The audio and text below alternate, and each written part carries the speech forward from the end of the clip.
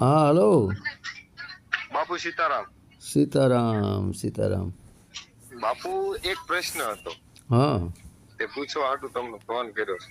बराबर। हाँ बोलो। સત્ય સનાતન ધર્મની જય, हाँ એનો શું અર્થ થાય? સત્ય સનાતન ધર્મની જય એનો અર્થ શું? બરાબર. હા, એનો અર્થ શું? આ તો ધ્યાનથી સાંભળજો, વચ્ચે ન બોલશો નહીં નહીં મજા આવે.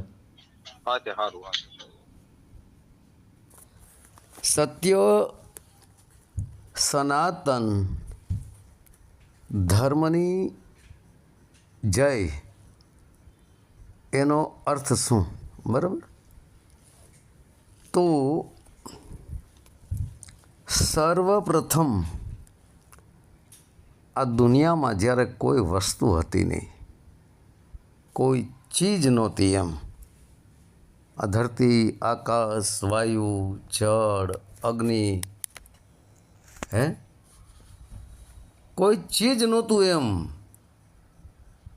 આખું વિશ્વની અંદર જ્યાં ક્યાંય હતું જ નહીં કાંઈ, એમ ત્યારે એકમાત્ર પરમાત્મા હતા. એ પરમાત્મા જે છે તેને સન કહેવાય છે. સન,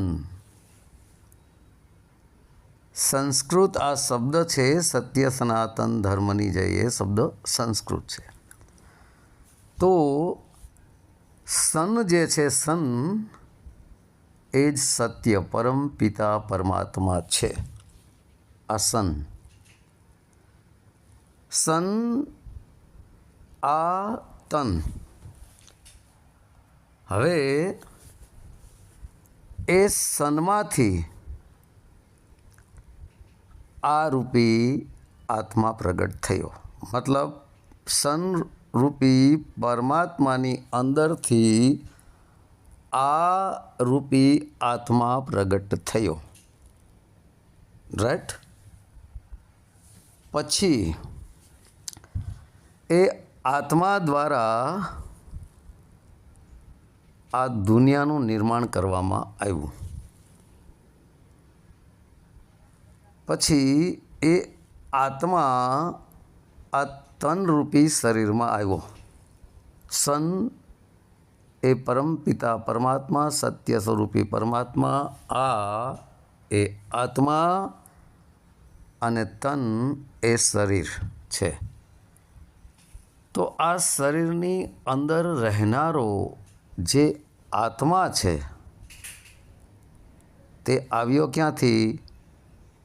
સનમાંથી. સન એટલે સત્ય સ્વરૂપી પરમાત્માની અંદરથી આ આત્મા આવ્યો અને એ આત્મા દ્વારા સઘળી સૃષ્ટિની રચના કરવામાં આવી અને તનમાં કીડીથી કુંજર સુધી બધાયના તનરૂપી શરીરની અંદર સ્વયં એ આત્માએ વાસ કર્યો.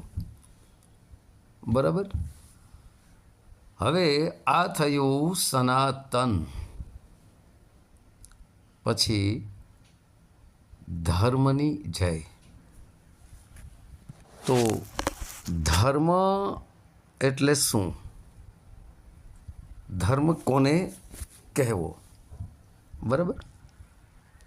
તો ધર્મનો મૂળ અર્થ બને છે ફરજ, કાનૂન, કર્તવ્ય અને ધારણ કરવું. ધર્મનો અર્થ ધારણ કરવું થાય છે.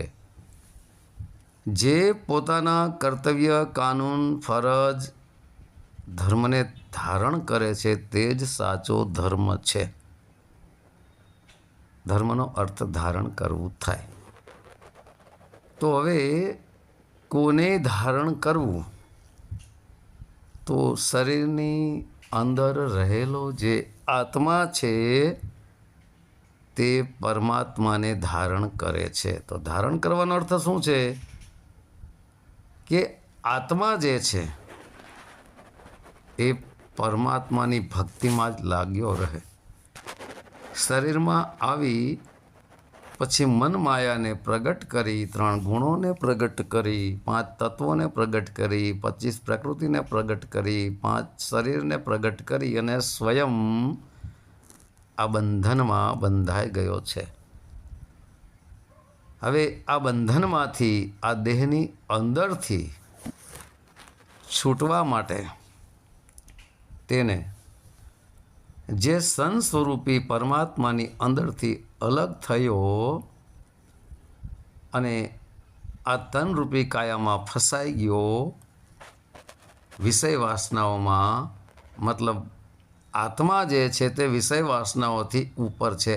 આત્માને કોઈ વિષય વાસના સ્પર્શ કરી શકતી નથી, પરંતુ એ આત્મા મન અને માયાને સપોર્ટ કરી રહ્યો છે, સાથ સહકાર આપી રહ્યો છે.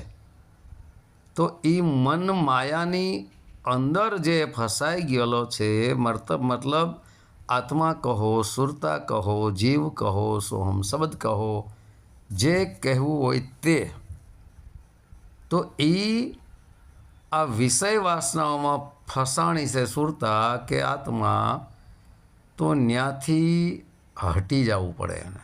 મન માયાને સાથ સહકાર આપવાનું બંધ કરે અને પરમાત્મા રૂપી શબ્દની અંદર પોતે ધ્યાન ધરે અને ધારણ કરે, તો એ વિષય વાસનાઓથી ઉપર ઉઠી અને એ આત્મા પરમાત્મા લીન થઈ જાય છે.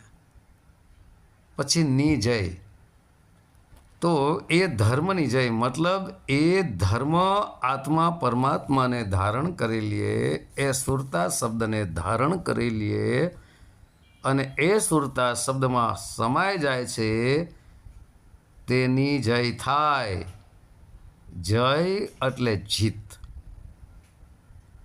તો જેને આ વિષય વાસનાઓને, આ ભવસાગરને, આ 84ના બંધનને જેને જીતી લીધું, ખતમ કરી નાખ્યું અને પછી પરમપિતા પરમાત્મા સ્વરૂપ જ્યારે બની જાય છે, મતલબ 5 તત્વના દેહમાંથી આત્મ સ્વરૂપમાં આવે, પોતાના નિજ સ્વરૂપમાં આવે. નિજ સ્વરૂપમાં આવ્યા પછી એ પરમાત્મ સ્વરૂપ બને છે, પરમાત્મા સ્વરૂપને ઓળખે છે. પછી જ્યારે પરમાત્મ સ્વરૂપ બને છે, ત્યારે પૂરું વિશ્વ એના માટે પરમાત્મા સ્વરૂપ બની જાય છે. કારણ કે એને જાણી લીધું આત્માએ પરમાત્માને, એટલે એ પરમાત્મા સ્વરૂપ બની ગયો. બરાબર? કારણ કે શું કામે પરમાત્મા સ્વરૂપ બની ગયો કે સનરૂપી સત્યની અંદરથી આ રૂપી આત્મા આવ્યો અને તનરૂપી શરીરની અંદર આવી અને દુનિયાની રચના કરી નાખેલી છે. તો હવે સરવાળે બધું આવ્યું ક્યાંથી? પરમાત્માની અંદરથી જ. ધરતી, આકાશ, વાયુજળ, અગ્નિ, આખું વિશ્વ પ્રગટ ક્યાંથી થયેલું? પરમાત્માની અંદરથી જ. તો જ્યાંથી એ આત્મા અલગ પડ્યો છે, ત્યાં જ ફરી પાછો સમાઈ જાય, એટલે પરમાત્મા સ્વરૂપ બની જાય છે. અને જે પરમાત્મા સ્વરૂપ બની જાય છે, જે સુરતા શબ્દ સ્વરૂપ બની જાય છે, તેને આ સમય, આ મોહમાયા, આ વિષય વાસનાઓ એને બંધન નથી કરી શકતા. અને પછી એની સમાન દ્રષ્ટિ બની જાય છે. સમાન દ્રષ્ટિ એટલે સ્વયં પરમાત્મા સ્વરૂપ થઈ ગયા. તો સમાન દ્રષ્ટિ એટલે ખબર પડી જાય છે કે આ બધું મારું જ બનાવેલું છે. જો આ બધું મારું જ બનાવેલું હોય, સન સ્વરૂપી પરમાત્માએ જ બધું બનાવેલું હોય, તો પરમાત્માને ખબર હોય છે કે આમાં મારાથી અલગ કોઈ છે નહીં. બધું મારી અંદર જ છે અને હું બધાની અંદર સમાયેલો છું. જલમાં, થલમાં, સ્થાવર, જંગમ, અણુ અણુમાં, કણકણમાં બધે મારી જ શક્તિ છે, આવું સ્વયં પરમાત્માને ખબર હોય છે. પરંતુ વિષય વાસનાઓમાં રહેનારા લોકો, મોહમાયામાં રહેનારા લોકો, દુનિયાદારીની અંદર રહેનારા લોકો, ચેલિયું ચેલા મૂંડીને ધન એકઠું કરીને મોજ મજા કરનારા લોકોને આ સમજાતું નથી. અને જેને સમજાઈ જાય છે એને પછી જગતની કોઈ પરવા હોતી નથી. જેને જગતની પરવા છે એ ભગત નથી, અને જે ભગત છે એને જગતની પરવા નથી. આપણે કહીએ છીએ ને કાઠિયાવાડી ભાષામાં કે જગતને અને ભગતને ભળે નહીં. કારણ કે ભગત ભજન ભક્તિમાં લીન હોય છે અને જગત માયામાં લીન હોય છે. તો માયાને અને ભક્તિને ભળતું નથી. એટલા માટે હું કહું છું કે જ્યાં ભજન ભક્તિ છે ત્યાં માયાને સ્થાન નથી, અને જ્યાં માયા છે ત્યાં ભજન ભક્તિ નથી. આ નોટ કરજો તમે, બરાબર? કેટલાય ઓડિયોમાં હું બોલ્યો છું કે જ્યાં સત્ય છે ત્યાં અસત્ય નથી, ને અસત્ય છે ત્યાં સત્ય નથી. તો સાચો જે સંત છે એની સુરતા શબ્દ લીન્દ્રિય છે. સાચા સંતનો આત્મા પરમાત્મા લીન્દ્રિય છે. તો જે પરમાત્મા જ લીન્દ્રિય છે તેને દુનિયાદારીની તો ખબર જ નથી. પરંતુ આ દુનિયાદારીની અંદર મન ફસાયું છે. આ મનમાંથી કલ્પનાઓ ઉઠે છે, મારે આમ કરવું છે, મારે તેમ કરવું છે, મારે ફલાણું ઢીકણું લોકડું, ઘણી વાર કહું છું ને. તો આ બધી મનની કલ્પનાઓ છે, અને કલ્પનાઓ પાછળ આ મન દોડ્યા કરે છે, અને આ શરીરનું અંતે નાશ કરાવી નાખે છે, અને મુક્તિ, મોક્ષ, ભજન ભક્તિને ભૂલી જાય અને દુનિયાવી કામમાં ફસાઈ જાય છે. તો કાળ આટલો હોશિયાર છે, સારા સારા સંતોને એને છોડ્યા નથી. આ કાળની ઝાડ પૂરા વિશ્વમાં ફેલાયેલી છે અત્યારે, અને જેની ઉપર કાળની ઝાડ અસર નથી કરતી તે ચૂપચાપ પોતાની ભજન ભક્તિમાં લીન રહે છે. કારણ કે એને પછી જગતની ક્યાં પડી જ છે.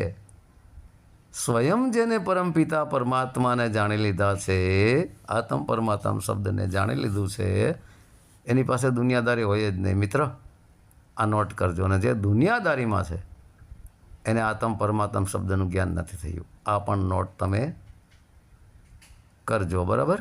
એને ધન દોલત મેળ્યું મોલાતું એસો આરામ સુખ સાહેબી તારી મારી, છલ કપટ ઈર્ષા નિંદા વાદ વિવાદ ખેદ ખોદણી તારી મારી, નાનું મોટું, હે આવું એની પાસે કાંઈ હોય જ નહીં. કારણ કે તેની દ્રષ્ટિ જ સમાન બની ગઈ. સમાન દ્રષ્ટિ એટલે બધાને એક જ નજરે જોવે કે બધા મારી અંદર છે ને હું બધાની અંદર છું. તો પછી એનો કોઈ મિત્ર પણ નથી, એનો કોઈ શત્રુ પણ નથી. અને જે મિત્ર અને શત્રુમાં વર્તે છે તેને આત્મ પરમાત્મ શબ્દ જ્ઞાન નથી થયું. મેં અનેક ઓડિયા બનાવ્યા, બરાબર? કોઈ પણ ઓડિયાની અંદર કોઈ પણ ધર્મની અત્યાર સુધી મેં ટીકા ટિપ્પણી કરી નથી. કોઈ પણ સાધુ સંતની ઈર્ષા નિંદા પણ કરી નથી. કોઈ પણ ધર્મ ઉપર મેં આંગળી ચીંધી નથી. 3,500ની આસપાસ ઓડિયો ક્લિપ મારી છે બધી ચેનલો થઈને, અને અત્યાર સુધીમાં 15 કરોડ લોકોએ આ બધું જોવામાં આવ્યું છે. ટોટલ ચેનલોની વાત કરું છું. ટોટલ ચેનલો હિસાબ કરીએ તો 15 કરોડની આસપાસ છે. તો એની અંદર મેં કોઈ દિવસ કોઈ પણના ધર્મને ગલત સાબિત નથી કર્યો, ખોટો સાબિત નથી કર્યો. જેમ કે હિન્દુ, મુસ્લિમ, શીખ, ઈસાઈ, યહૂદી, ખ્રિસ્તી, પારસી, જોરેસ્ટિયન, શૈવ, બૌદ્ધ, લિંગાયત, અહેમદિયા, બધા ધર્મો પોતપોતાની જગ્યાએ સાચા છે, એકેય ખોટા નથી. પરંતુ ધર્મની વાતો કરવાથી કાંઈ થાય નહીં. આખું જગત ધર્મની વાતો તો કરે છે કે અમારો આ ધર્મ, અમારો ફલાણો ધર્મ, અમારો આ પંથ, અમારો લોકડો પંથ, અમારો ઢીકડો પંથ. પણ પંથ એટલે રસ્તો. એ રસ્તે એ ચાલ્યા છે કે નહીં, એ ધર્મને એને જાણ્યો છે કે નહીં. ધર્મની વાતો કરવાથી કાંઈ ન થાય, ધર્મનું પાલન કરવું પડે છે.